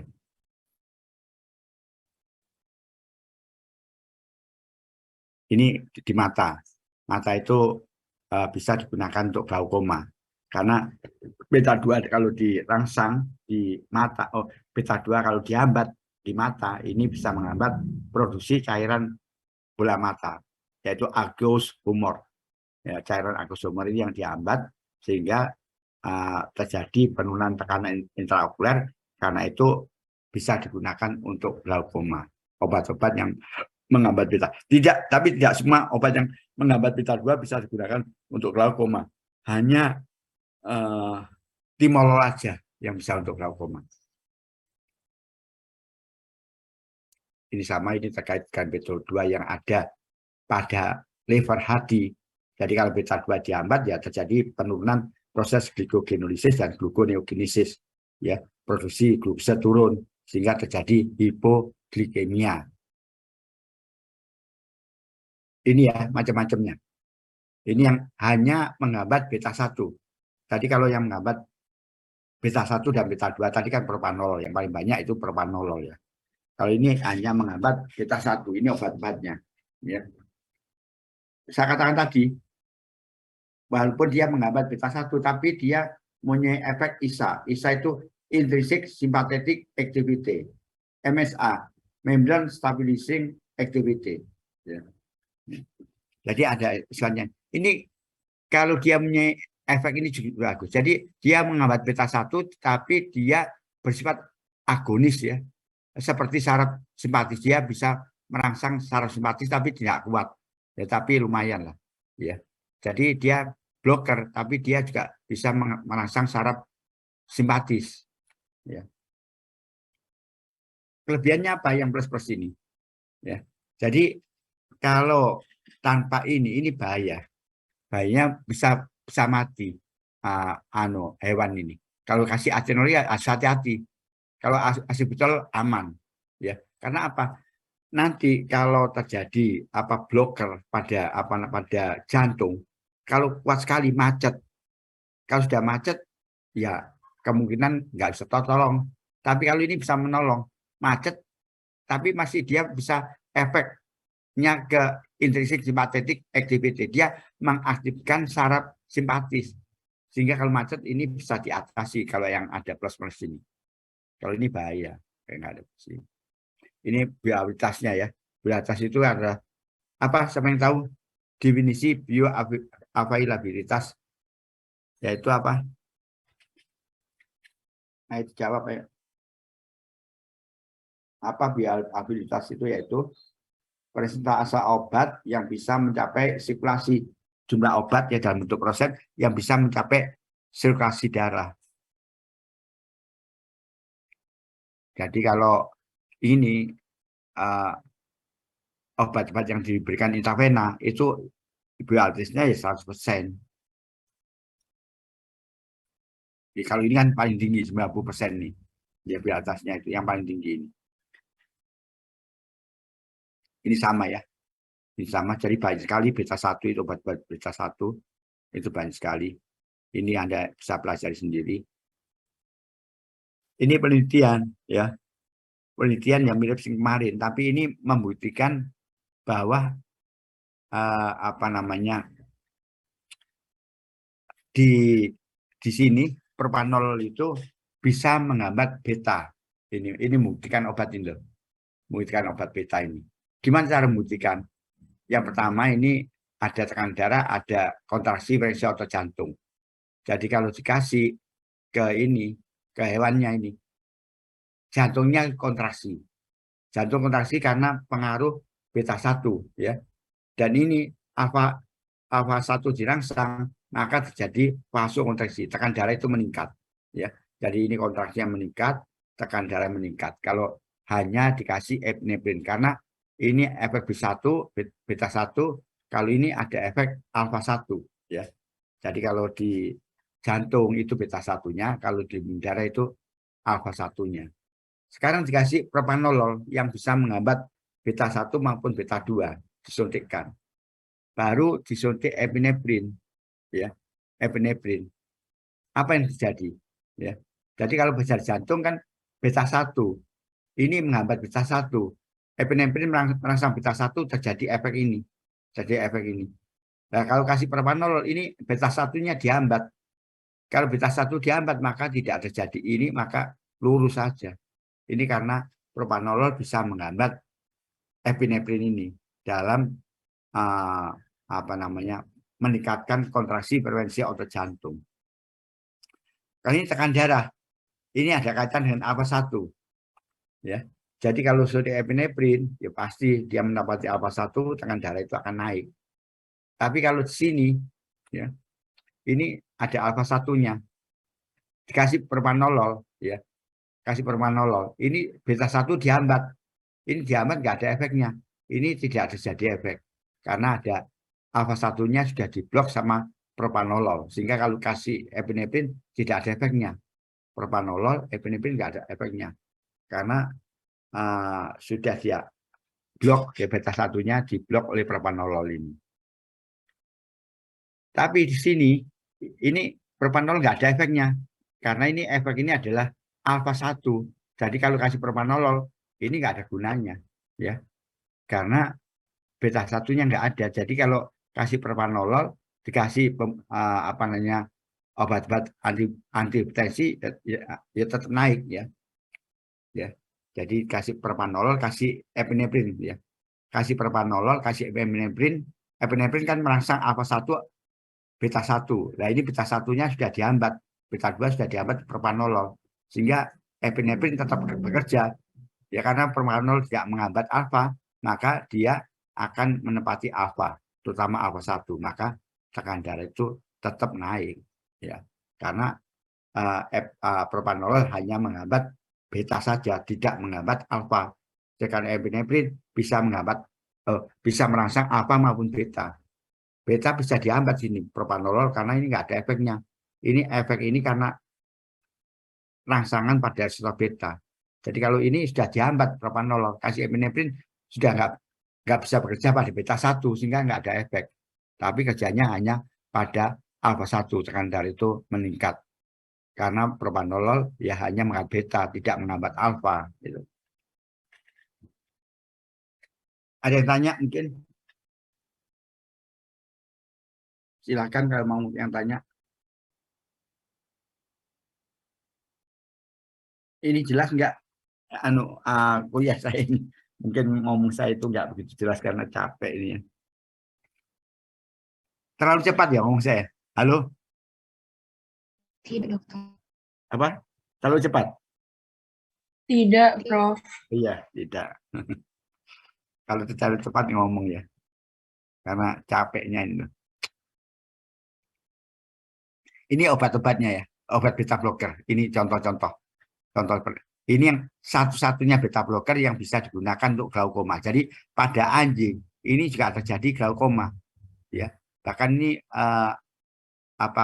di korneanya ini sudah ada udema, ya, udema kornea ini, kornea udema, dan pupilnya sudah mengalami dilatasi atau midrasis, ya.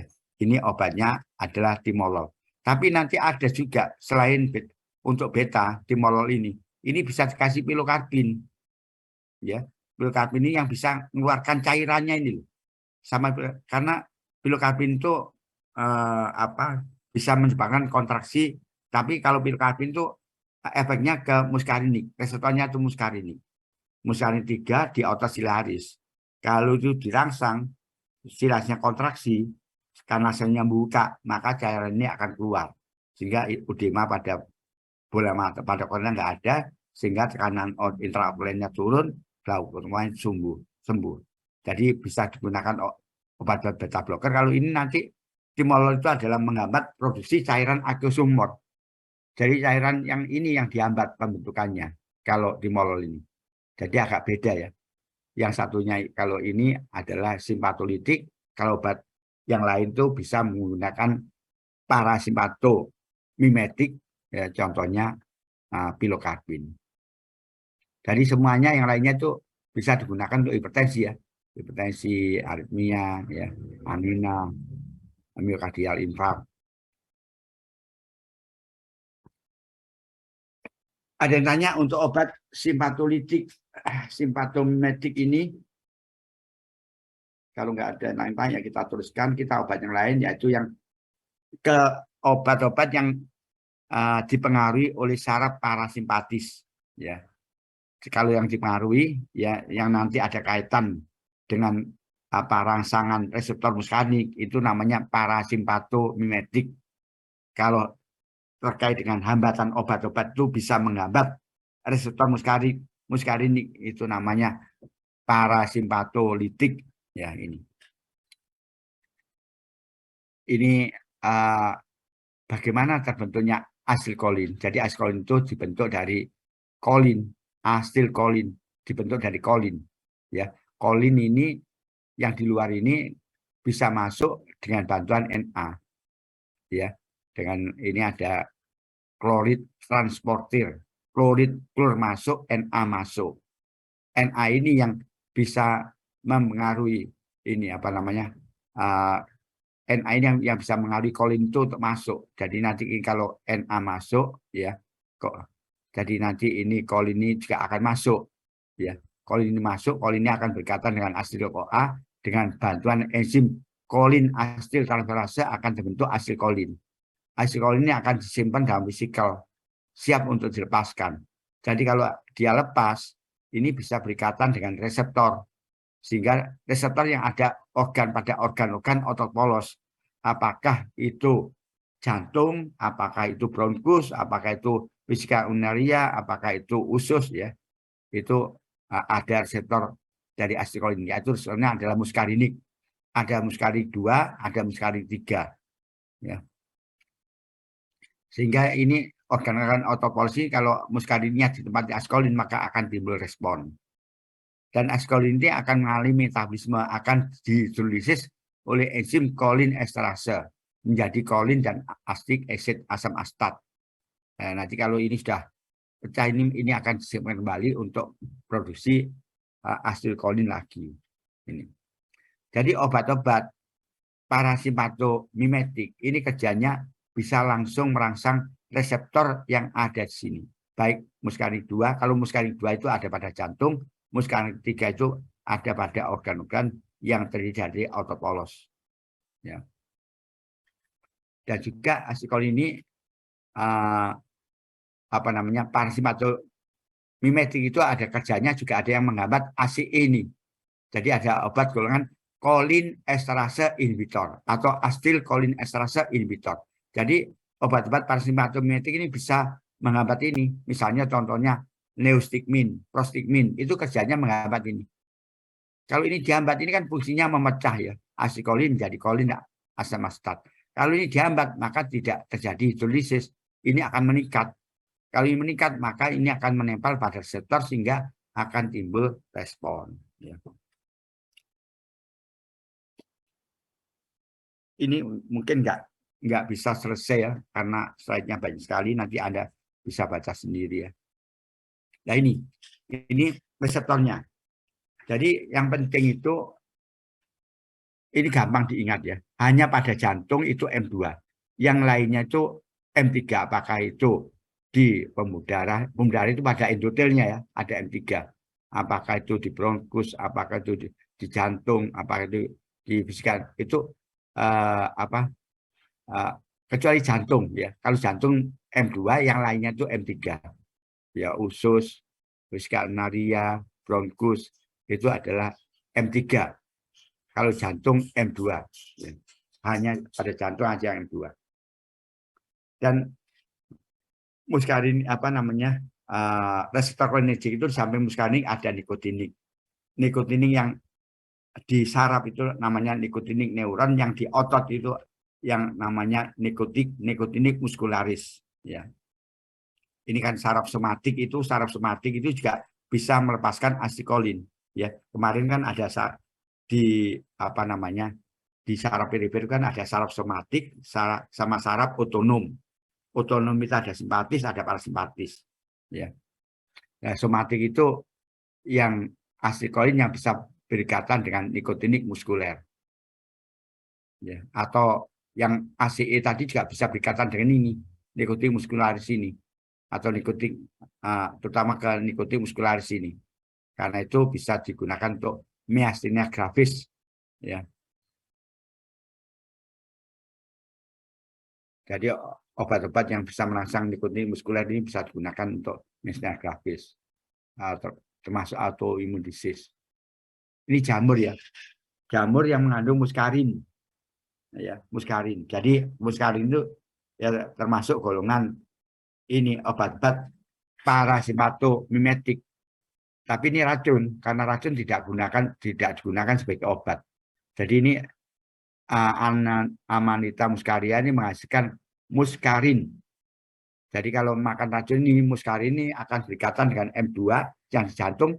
Jantungnya kontraksinya menjadi pelan, macet, mati. Karena itu makan jamur ini terjadi kematian ya, karena dia mengandung muskarin yang bisa merangsang reseptor muskarinik, baik itu M2, M3 ya, ini atau nikotinik ya. Nikotinik ini bisa merangsang nikotinik atau muskarinik. Nikotinik neuron atau nikotinik muskuler ya. Kalau dan terjadi kejang. Kalau makan jamur itu terjadi kejang karena dia juga muskarinnya bisa langsung ke nikotinik muskuler. Ya. Jadi tapi matinya itu karena dia bisa merangsang M2 ya, pada muskarin ini merangsang M2 pada jantung sehingga jantung itu kerjanya pelan bahkan mandek, macet, mati.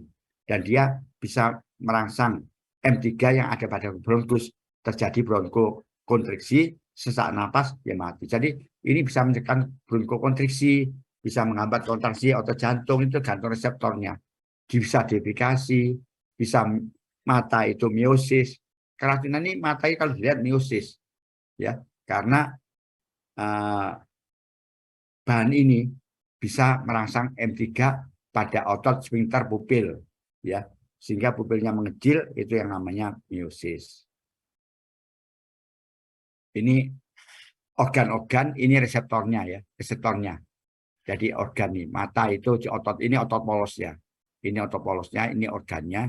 Jadi kalau dirangsang M3 itu terjadi seperti ini. Di otot sirkuler iris, ya. Otot sirkuler itu nama lainnya itu otot sphincter pupil, ya. Atau otot konstriktor pupil, ya. Ini kalau pupilnya mengalami kontraksi otot sirkulernya ini, maka terjadi miosis.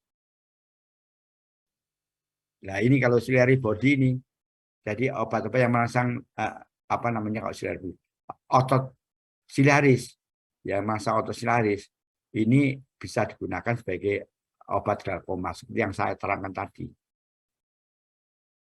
Ini yang lainnya itu M3 kecuali pada jantung tok ini.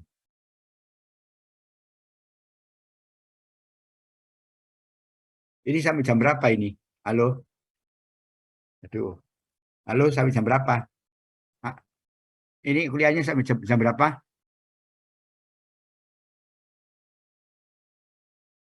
Ini nggak ada yang jawab ini. Kuliahnya sampai jam berapa ini? 19.50 harusnya, Prof. Oh, ini masih 5 menit lagi ya. Ya, 5 menit lagi. Ini kalau ini efek ya obat-obat parasimpatomimetik pada tekanan darah. Jadi pada tekanan darah itu akan terjadi kalau disuntik anjing, nanti kalau Anda praktikum tekanan darah, anjing disuntik asikolin, tekanan darah itu akan turun. Kenapa tekanan bisa turun? Ini farmakodinamiknya. Ya. Jadi kalau Anda belajar histologi, di pembuluh darah itu ada sel endotelium yang di lumennya itu, ya, itu ada sel endotelium. Tapi di ototnya itu ada, otot polosnya itu ada tunika media, tunika advensia, ya, itu tunika. Ini otot polosnya. Ini sel otot polos, ini endoteliumnya. Di sini ada muskaring 3. Ini sebenarnya ini kurang. Ada muskaring 3. Jadi kalau anjing diisi asikolin, maka ini akan menempati M3 sini. Maka akan terjadi peningkatan kalsium meningkat akan berikatan dengan kalsium kalmodulin. Ini yang akan mengaktifasi enzim nitroksid sintase. Ini teraktivasi. Kalau ini teraktifkan, maka terjadi perubahan arginin menjadi citrulline dan nitrik oksid. Nah, nitrik oksid yang dari sel endotel ini akan menuju ke sel otot polos. Ini yang akan mengaktifasi enzim guanil siklase. Kalau ini diaktifasi, maka terjadi perubahan GTP menjadi siklik JMP. JMP yang meningkat ini yang bisa merelaksasi otot polos pembuluh darah ini. Ya, merelaksasi otot polos pembuluh darah ini. Atau kata lainnya terjadi vasodilatasi. Karena siklik JMP meningkat ini yang bisa menyebabkan vasodilatasi. Sehingga tekanan darah itu akan turun. Ya, ini kalau efeknya pada pembuluh darah.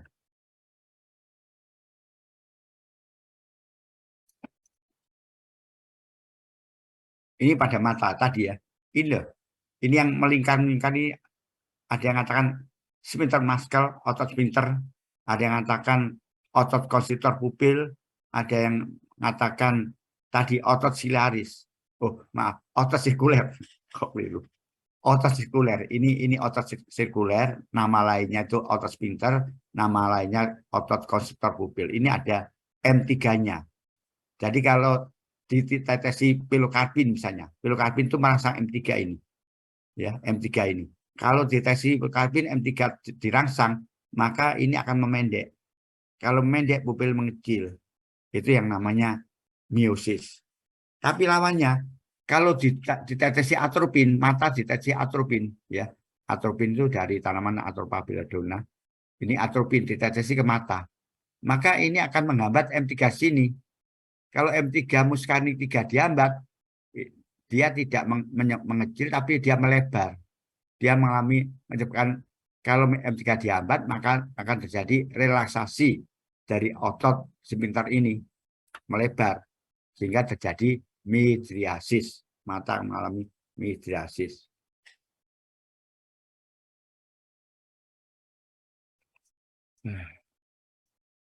Ini tadi pada otot silaris muscle ini, ya.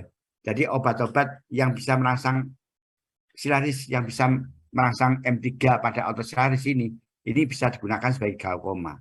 Kenapa?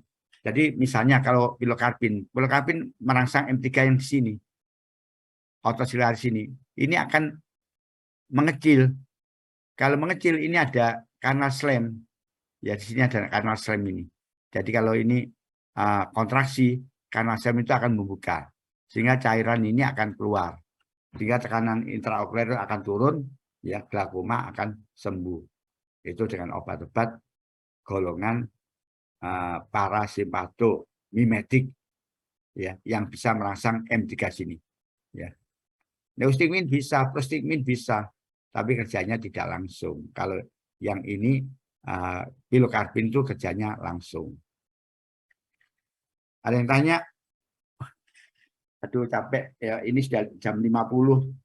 Kalau ini belum selesai ya, Anda belajar sendiri, nanti kalau nggak tahu bisa tanya saya, tak terangkan ya. Ya, saya terangkan kalau tanya saya. Jadi kalau nggak ada yang tanya ya kita akhiri ya. Ini sudah jam berapa? 7:50 ya. Jadi sudah waktunya. Mungkin Anda juga capek, saya juga capek. Anda capek mendengarkan, kalau saya capek ngomong ya. Capek ngomong. Ada yang tanya? Kalau nggak yang nanti kita ulangi pada waktu praktikum, saya terangkan lagi ya. Pada waktu praktikum tekan darah, kalau bisa nanti ada praktikum, 2 praktikum yang kita kombinasi. Saya punya ininya ya, bahan-bahannya yang untuk parasimpatomimetik ini nanti bisa kita anukan. Ya tekanan darah juga bisa nanti yang kita terangkan di situ. Ada yang tanya? Kalau nggak ada yang tanya ya kita akhiri ya. Kita akhiri kuliah hari ini sampai ketemu waktu praktikum. Nanti kalau praktikum saya ngasih ya. Praktikum tekan darah saya yang akan memberikan ya. Jadi kalau nggak ada yang tanya ya kita akhiri sampai ketemu lagi pada praktikum atau pada kuliah. Saya masih ngasih kuliah lagi ya. Ya.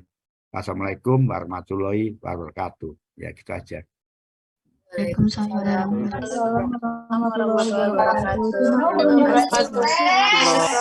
Ya. Wah, ayo.